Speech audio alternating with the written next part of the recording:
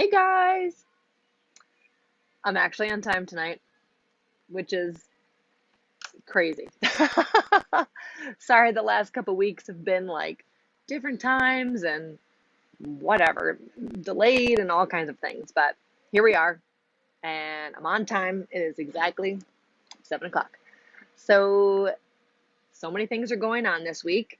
One little thing I did want to give a little shout out. And I'm going to do another post because he deserves his own post. But I brought some of my favorite pictures of a horse named Remy. Here we are. Oh, beautiful chestnut, owned by Sophie Geeden. And he passed away this week. There's another one. I don't know if you can see that. There we are we're in the national championships there in Kentucky at the US finals. This is really just one of my favorites. That was out at White Fences probably 7, 8 years ago. So anyway, I just wanted to give a little shout out and I'll do a little post about him too. But I know Sally had been riding him and she was devastated by his loss. And I know Sophie loved him and she's really devastated by his loss too because he was a wonderful horse and I got to adopt him for almost a year, and I competed him pre St. George, and he was second behind Fiji at regionals. So we were first and second in the class, which was cool. And then we went to the U.S. finals in Kentucky, and he was a wonderful horse, but always struggled with colic and delayed emptying and all kinds of things. But so he passed this last week, and we're very sad. And my condolences go to Sophie and Sally for sure, and everyone who knew Remy. So just a first a little sad thing, and I cried about that already earlier this week, so I'm good. um, Tonight we're going to talk about coping with injury because a really inspiring thing happened today, and I was asking my girls in the barn, and Abigail was like, you should talk about this story. So we're going to share that with you in a little while. But first, of course, I have to do my announcements. So the podcast, like, can I just say again, it's like magic every time I open up my podcast app on my Apple phone, and I'm on the Apple podcast. So it's Dressage Life with JJ Tate. Make sure you follow and share it with all your friends because, yeah, it's just us talking about life and horses and what we're learning. And I've got some great interviews this last week, which worked out great because I actually went to a horse show, and I'll talk about that in a second. But, it was like making the right decision at horse shows, always doing right by your horse and controlling the controllables, which is always something Conrad Schumacher taught us way back when we did Young Riders, and he was our like young rider coach and went around the country. He would always talk about, be able to control the controllables. So check out my podcast.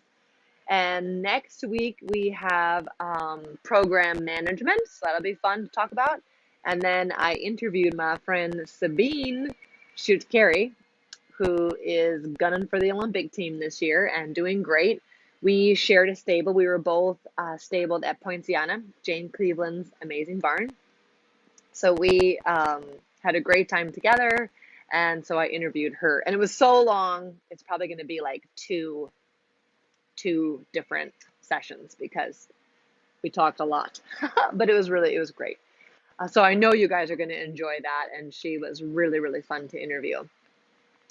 If you have missed the opportunity to join Team Tate Academy, you can always check out the fundamentals. There is a back door into the academy if you really feel like you're missing out, and those sneak peeks, you'd like to learn more about that. And we've got some great new videos. I just did a bunch. I came home after the horse show and did 2. The next morning I did like 3 more. So yeah, a lot of great stuff going to come out soon. So you guys are going to love it. It's a weekly video. I'm riding, talking into a microphone, explaining what I'm doing, what I'm feeling, why you'd want to do it with your horse. I promise you, you're going to love it. So join. Yes. And then I cannot have my Wine About It Wednesday without having a little cheers to a bunch of people, actually. Eileen Borman, who owns Romeo, because he is amazing. Jill Schaubel, who bred Romeo. Jessica Davis, who trained Romeo up until probably November. Jess, I helped her with him when she went to the 4-year-olds in Chicago. And we'll talk all about this when we do our Meet the Horses. And clearly, I should do Romeo quickly because everyone's dying to know who this dynamite horse is in the stable. For those of you who haven't been following us here, he was second in a huge class in Wellington. So there's a championships at the end of the season for the 7 to 9-year-olds who are doing Prix St. George. So the ones that are like everyone's up and coming new special horses. So it was an honor to be in this class with Olympians and Europeans, and it was fantastic horses and a great competition and fun to see everybody kind of hashing out the problems. Like, it's not easy. And, when the horses have been in that stadium and their Grand Prix, you forget how it began. So it was really fun to watch these super talented horses on these really top experienced riders. And to be second in that class was an honor. And to be able to show this horse Romeo is just an amazing opportunity. Eileen and I share the ride. She does a great job with him. So that's been, really, really fun to share a horse with a really good rider. And yeah, it's just been amazing. So we're super proud of him. And it was interesting talking about this last podcast as well, always doing right by your horse. It was kind of funny because I took him over and did the qualifying. You had to either be first or second in the qualifying class, which was also packed with like amazing horses and riders. So we were second 3 weeks ago, and then so we got qualified for the final. And then the final, I took him over Wednesday to school him in the stadium because he'd never seen that before either. He's a hometown guy from Wisconsin, so he hasn't seen, global dressage festival yet. And he's like a pro. Like, it even started pouring rain. Like, he doesn't care about anything. It's a remarkable character. And through Jess's diligent, wonderful training, he's very confident. I was easily able to take over the reins. It's easy for me to help Eileen on him. Like, he's amazing. But I was one of two people. The other one was like Ashley Holzer, who's like one of my idols, who's been to like countless Olympics and World Equestrian Games, and she chose with one horse also not to ride the practice test. Otherwise, I was the only one who didn't do the practice test. But like, I knew he was going to be fine, and he was going to be exhausted by the final if I ran him through the practice test 100 times. So we didn't go on Saturday. We just came on Sunday and did the test, and he was second. So that was amazing. So we're really, really proud of him, and we can't wait to introduce him here to you guys as well so you can follow his story, because I think this is the start of something fairly remarkable. He's pretty special. So I'm honored to ride him, and I can't thank Eileen enough for the opportunity. And again, Jess did a great job training him, and Jill sadly had to sell him last fall. So that was really sad to see the partnership with Jess and Jill and Romeo. Life is sometimes hard, and situations come up and circumstances happen, and we're just blessed to be able to keep him in our program. So thank you to the universe for allowing that to happen. But now to the topic. So something happened today, and I was, every week I'm like, what should I talk about? Because there's a lot of things with, 16 horses in training and horses up north and clients and staff and sponsors and, life in general happening all the time. I always, kind of on Wednesday morning, I start to think about like, what should I talk about today? What's happening? What happened, in my life? And like, how is that related to what other people might be going through? So today I had a fantastic ride on Apollo, and I know you guys just, think he's the most amazing horse on the planet, which he is. He is amazing, but it's been a real challenge with this horse. He's very highly talented. He's highly emotional. We have struggled with ulcers. He's had a back thing going on. And so there was a moment, maybe a month ago, that like things were not looking great. And I showed him to Allie in one of my lessons, and it just was not good. And he was not happy. And then it's really frustrating, and I blame myself, and I'm not training him good enough, and I'm not a good enough rider for him because he's amazing. And we had identified his issues. Like, we know that, I mean, the horse owns like 3 saddles. I keep telling him he needs to get a day job to help me pay for all this stuff. But I will do anything for him. So he has a couple different saddles. Because, you just like, that's a normal thing to be like, okay, your back is sore. Should I change saddles? What should I do with you? He has struggled with ulcers. He had some weird stuff going on in the pyloric region. The front of the stomach usually looked okay, but he's got these weird polyps in the pyloric region. So those were always really hard to manage. And I mean, the amount of ulcer guard is astounding. But I think we're on a really good way now. So that we just had him scoped Tuesday or Monday. Can't remember. Days are all gliding together. But his stomach looked great. So we've got that under control. My vet, Tim Ober, we got really aggressive with his back because he was diagnosed with some inflammation in the ligament that attaches to his spine. So we, did a whole bunch of things, and some things helped, some things didn't help. We finally figured out now what's really turned it around the corner, because today, drum roll please, I clocked out 9 2-time tempies and then 5 1-time tempies. I came up around the next diagonal and did 5 more without a problem. Without a problem. Like, all the training I have been putting into this horse, he did hear me. He is trained. But this physical thing was creating a situation where he could not deliver what I was asking.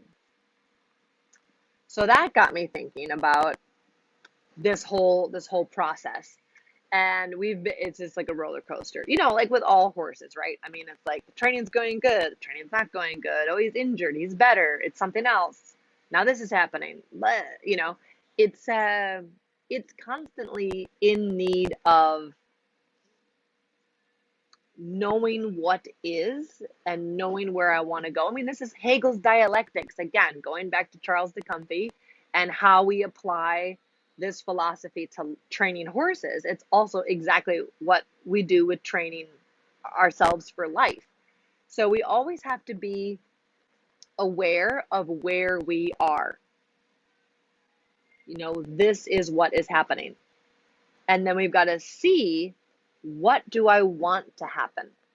What is my goal, right? And then how do I get there? It's Hegel's dialectics at its finest. And so where I was I had a horse who was starting to get emotional, and he gets really like squealy, and like it's, his ears aren't friendly, and he gets a little squinty look in his face. And he's just like, he not never ever ever would this horse misbehave ever. No. Mm-mm. But he's just going to be like internal and spastic sort of. And I knew where I wanted to get, which was like, I'd like a peaceful, harmonious partnership type of ride. How do I get there? And so we started talking about how we did get there, and how my ride today, he was super yesterday, again today, he clocked out changes. Like, I have not been able to get more than 3 one-time tempies. Mind you, last year, I think I got like 11. So I'm like, oh, I'm pretty close. Getting closer to the Grand Prix, yay. And then it was like, nope, we are not getting more than 3. And when I get 3, he's emotional and just angsty. And then he's like not really listening to my leg, which is not really like him. So then you got to like take a moment, back up, look at the whole thing, and start to peel the layers of the onion away. So first off, I think it's important to gather all the information. Where am I, and what is all happening, right? So that's about doing the necessary diagnostics, getting the right vet, and gathering every single piece of information that may or may not be prevalent to the situation. I am a sharer.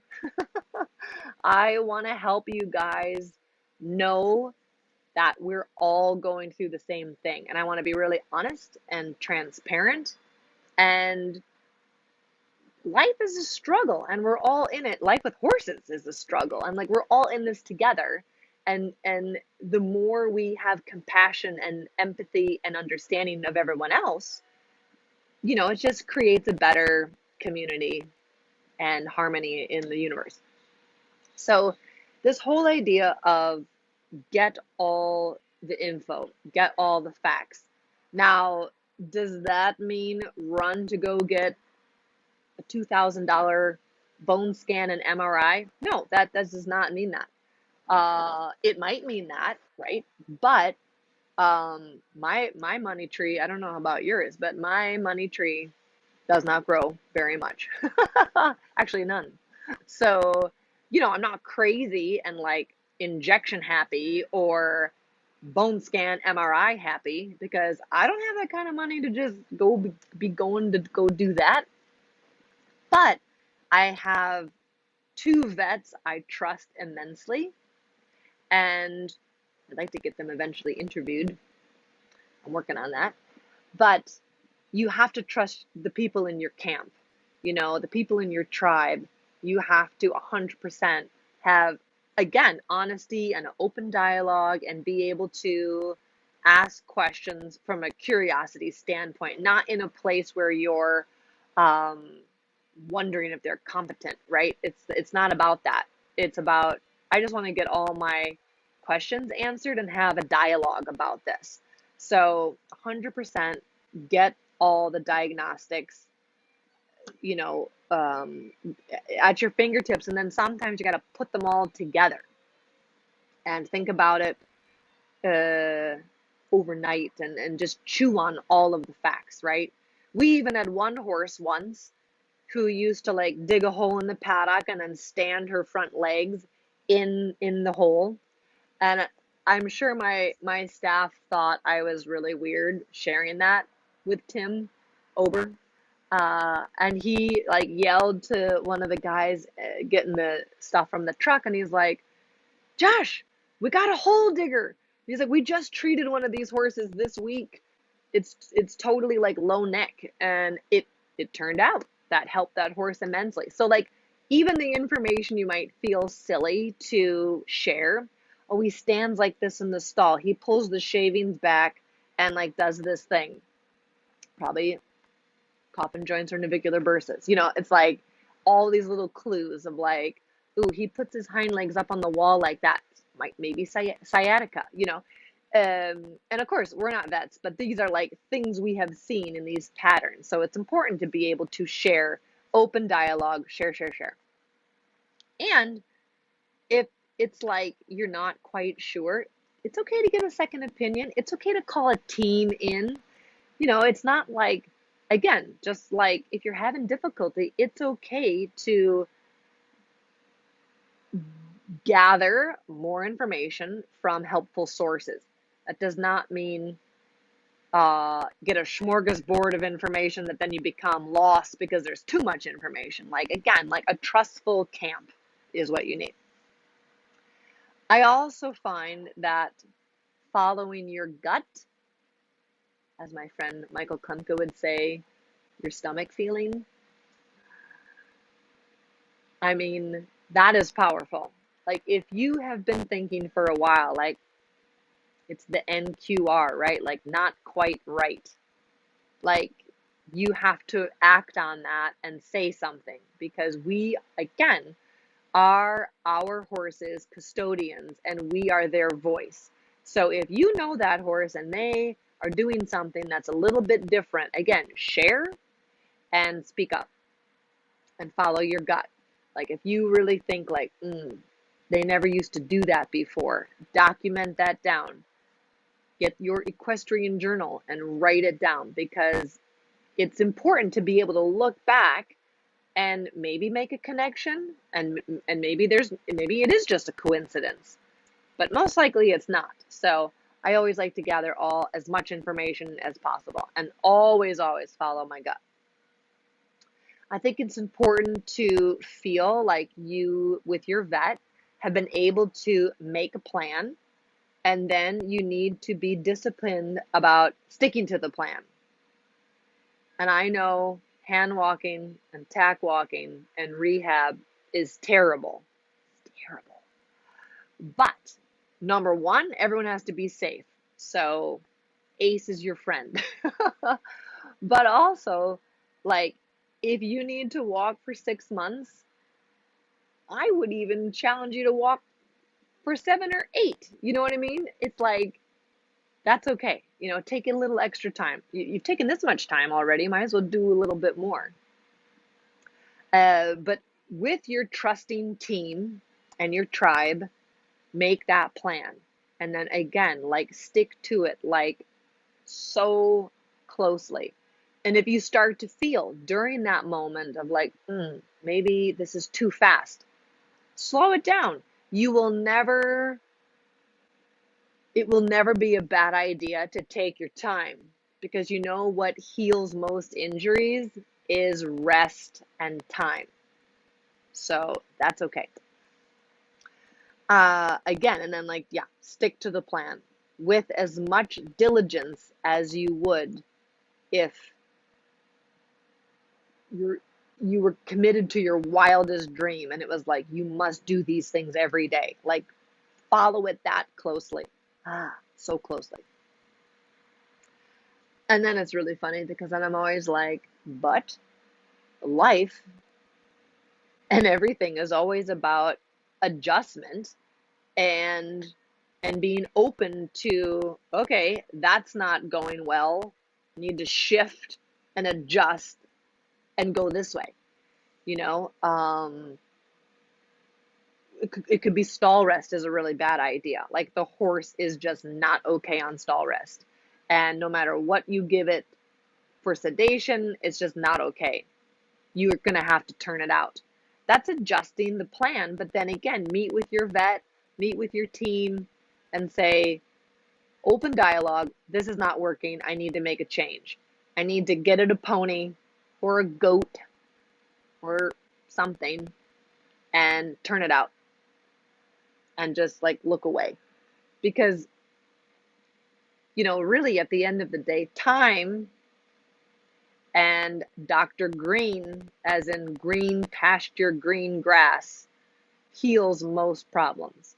So again, nature has an amazing way of adjusting and healing things.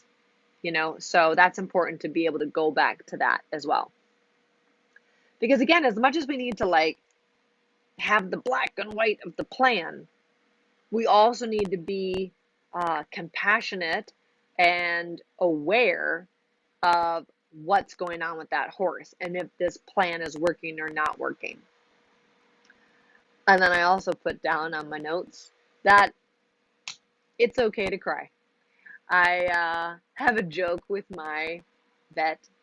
I was like, oh, don't take that ultrasound machine out here. Don't make me cry today. And it's very rarely. I mean, knock on some wood somewhere. I don't have a lot of injuries in my stable. Um, we don't have a lot of soft tissue problems. And I do think it's because we walk a lot. The horses are fit. They're not overtaxed. It's a really thoughtful program, systematic, gymnastic, gradual development of the horse. So just as much as you go to the gym, you don't come out injured unless you overdo it. So, or you're doing it wrong. So we're really conscientious in our program, and we've got a good farrier, and good. Again, the team is good. So not a lot of soft tissue problems. So I'm typically not crying after an ultrasound, thank God. But when we ultrasounded Apollo's back, it did not look great. So then I felt guilty and sad, and I cried. I cried hugging his neck, thinking about all the negative emotions I was feeling for the last 5 months, basically, which is embarrassing to say it took me that long. But it's hard to decipher, and like when you're ready to see it, the truth will become clear. So it was like, is this a training issue? Should I ride him better? Should I ride him differently? Should I not stretch him down? Should I stretch him down? Should I incorporate more gymnastic lunging? Like what should I do? And I'm very conscientious about that and very self-reflective. So if it can happen to me, it's gonna happen to a lot of you guys. And I want to say, first off, it's okay, it happens. There is no need for shaming, and this is like my positive self-talk of like, it's okay, it happened, it's in the past. You can't change that you didn't do something about it sooner, right? Like, I am seeing it now, so that's positive that I am seeing it. It's not great. It took me a while, but that was the process that happened. So that is what is. And it's wasted emotions on coulda, shoulda, woulda, whatever, because I didn't, but I did now. And so that's what I want you guys to all think about too, that no shaming, that's not helpful. It's not helpful to anybody. You are finding the right way forward now with the horse, and that's the most important part. So really surround the situation with love and move forward from there, because the rest of it is not serving you at this time, to feel bad or feel ashamed or feel guilty. You're doing something about it now, and the horse is going to be in a better place going forward. And, it's not going to happen to you again. I will guarantee you that. So, I got a real good education about resistance. And like, it's not like he's rearing and bucking, like if that was happening, he's trying to rear up and leave the arena and like buck me off, or, bite me, when I'm trying to get on him, or whatever. Like, that's like, whoa, something's really wrong with you. But it was subtle, and it was like, was it the push to the Grand Prix, or was it something physical? So, we always say, like, give yourself time to feel sad about it, but then, you know, get up and take action. Because sitting around and feeling sorry for the whole situation also does not serve you. So it's about getting up and walking in the right direction. So along with that, then, if you've got this like long recovery, I'm lucky, Apollo, we are managing it. It is something that's on my radar. It will never go off my radar, along with his stomach. I need to manage his back. I think we have a really great way, we know, because there was a little trial and error, like shockwave work, does the laser work, therapeutic ultrasound, massage, magnetic blanket, lunging, more riding, less riding, So you have to kind of find your way.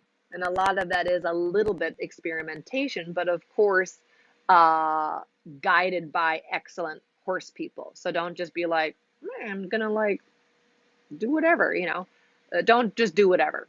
Like, have your group of people that you trust help you find the solutions, and then trust in that. And if you don't trust in that, ask questions. I am a big question asker about all things, and so I think that's really important to do as well. So again, if you got this long road of recovery and you're like, oh, it's really easy to get depressed and sad and just, again, like negative energies. And find inspiration in the small things. I have certainly tack walked myself through the Grand Prix test, fighting that place of negativity. Like, ugh, I'm going to be walking this horse forever. First off, you better not buck me off. So we're going to sedate you and everyone's going to be safe, because if I fall off, you're going to be running loose, you're injured. Like, that's not great. So we're just going to like avoid that situation of all costs. That's not happening. So be smart, make good choices. Better living through chemistry, 100% for rehab. I think I've spoken about that before, my feeling about that. But again, then it's like, think about what could bring you inspiration. For me, I rehabbed Fiji for probably 2 years, 2.5 years.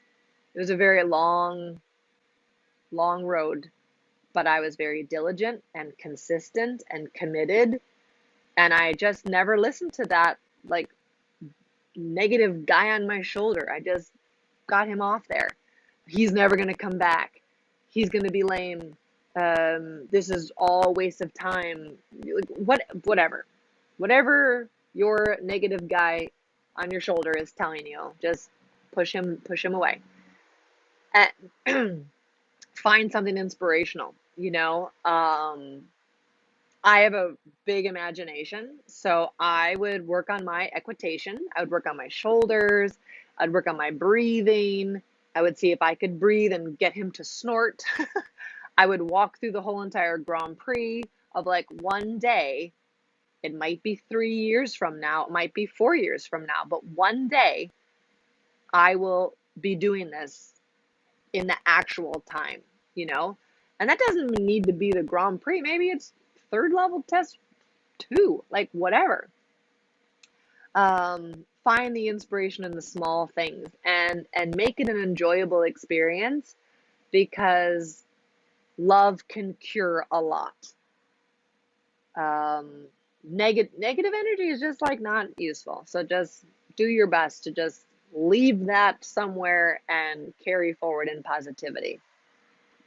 And then again, like if you're running into roadblocks in your training, or the horse is unhappy, or really spooky, or just, oh, he's such a jerk, look deeper. Horses are incredible. What they let us do with them at all is like an amazing gift. And if they've been letting us do this for a very long time, and then all of a sudden they don't want to do it, they all of a sudden didn't come up with, I'm a big jerk, right? They can't tell us, they can't sit us down and say, hey, I don't know, like my bicep is really sore. I don't know how many of us have said that? I don't know what happened to my neck. I think I slept weird last night. And if someone was like, bend, you jerk, and then like kicking and hitting and pulling and jerking them because that day they're just being lazy, or he's just being a jerk, totally just not. Horses don't come up with that stuff. They truly are trying to tell you something of like, I don't feel right. Please, please approach me with compassion, and we all do it. We all get frustrated. We all give them a swift kick, like, come on, you know better. And then it's like, well, but am I riding perfectly? Like, maybe I need the swift kick. Like, maybe I'm stiff in my body or my hip or whatever, you know? And then it's like, if the horse could kick me, if I wasn't doing it perfect, like, we'd be in big trouble because they kick a lot harder. So, again, like, just always approach the horse with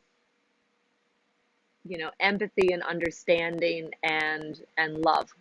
What they let us do in general is incredible, and we're lucky that they even let us climb up there to do anything. So when you start to get some type of resistance, look deeper. And one of the other reasons we don't have a lot of soft tissue problems is because when we get the small signs, we listen. And so a lot of times we're not treating an injury, we're treating the reason the injury is going to happen. So, Tim Ober, my vet, would always say, if you call me out for an actual limp and a limping leg, we're actually 3 lamenesses in. And you probably should have called me 5 months ago when the horse stopped wanting to use the back or stopped wanting to go forward. And then because of other things not functioning right, the compensation happens and then an injury happens. And so I want you guys to all think about that too. And again, it's not always call the vet and inject something. I'm not saying that. But really make a big effort to listen to the horse, because I think everyone will be happier on the other side. So, cheers to listening to your horse, speaking up for your horse, and staying inspired even in those low moments when we're frustrated or dealing with a difficult injury. Always keep your chin up and moving forward. So I hope you guys found that helpful. And thank you for joining, and make it a great night. Bye.